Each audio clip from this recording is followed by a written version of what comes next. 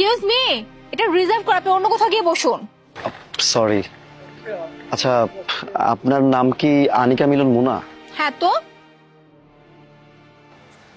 আপনার মনে হয় আমার সাথে দেখা করার কথা ছিল। আমি Munna, I mean Sirajul Islam Munna. Seriously আপনি সিরাজুল ইসলাম মুন্না? মানে যার সাথে আমার দেখা করার কথা আপনি সেই মুন্না? ও মাই গড, মানে আমি আমার চোখে বিশ্বাসই করতে পারছি না। আপনি কি করে সিরাজুল ইসলাম মুন্না হন? হ্যাঁ, ছি ছি ছি, কি একটা নোংরা একটা শার্ট পরে আসছেন। হ্যালো, এই শার্টটা কি আমি আয়রন করতে পারেন নাই? আর লুঙ্গি, তারপর কি একটা স্যান্ডেল, ইস আমার মাথায় এক গাদা তেল দিয়ে লেফটে আসছেন। কি ভেবেছেন? হ্যাঁ, আপনাকে দেখতে অনেক স্মার্ট লাগতেছে। বিশ্বাস কর, আপনাকে দেখতে সব থেকে খ্যাত মনে হচ্ছে।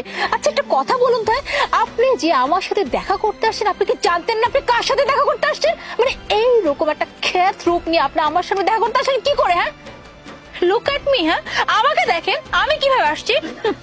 আমার ড্রেসের সম্পর্কে আপনার কোনো আইডিয়া আছে? আমি যে ড্রেসটা পরেছি এই ড্রেসের দামের সম্পর্কে কোনো আইডিয়া আছে? অবশ্যই আপনার থাকবেই বা কি করে। হ্যাঁ, আপনাকে দেখেই তো মনে হচ্ছে সস্তা ওই ফুটপাত থেকে যে মানুষ কেনাকাটা করে না সেখান থেকে কাপড় চোপড় গুলো কেনাকাটা করেছেন। সো আপনি কি করে বুঝবেন যে এরকম ব্র্যান্ডেড ড্রেসের দাম কোথায়?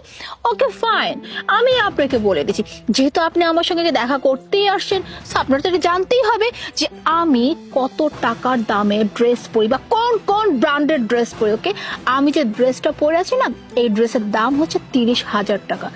অবশ্যই এটা শুনে আপনার বুট একটু কুচকে যেতে পারে, কারণ যার পায়ে কিনা 30 টাকার দামের স্যান্ডেল পরে আছে সে আবার দেখা করতে আসছে এমন মেয়ের সাথে যে মেয়ে কিনা 30,000 টাকা দামের ড্রেস পরে আছে। আচ্ছা আপনার কি ন্যূনতম কমন সেন্স বলতে কিছু নাই? মানে আপনি এভাবে আসলেন কি করে? আমি তো এটাই বুঝতেছি না যে আমার বাবা আপনার মতো একটা খ্যাত ছেলের সাথে আমার বিয়ে ঠিক করলো কিভাবে, আর আমিও কিছু না জেনে বুঝে হুট করে চলে আসলাম আপনার মতো একটা খ্যাতের সাথে দেখা করতে। আচ্ছা আপনার কোনো আইডিয়া আছে আমার লাইফস্টাইল সম্পর্কে? আমি কিভাবে চলি, কোথায় যাই, কি খাই না খাই, কোন শপিং মল থেকে ড্রেস কেনাকাটা করি, আমি কোন দেশে ঘোরাফেরা করি? Do you have any idea? Idea থাকবে কি করে?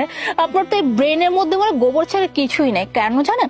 কারণ এই যে আপনার পোশাক আশাক দেখলেই মনে হয় যে আপনি হয়তো ওই যে বস্তিতে থাকে না, ওই বস্তিতে বড় হয়েছে। আর বস্তিতে যারা বড় হয় তারা তো ভালো কিছু খাবার খেতে পারে না, আর ভালো খাবার না খেলে তো এই যে ব্রেন শার্পও হয় না। আর ব্রেন শার্প না হলে আপনি কি করে জানবেন যে কোথায় কোন ব্র্যান্ড আছে, কোন দেশে কোন ডেস্টিনেশন আছে যেখানে মানুষ ঘুরতে পছন্দ করে?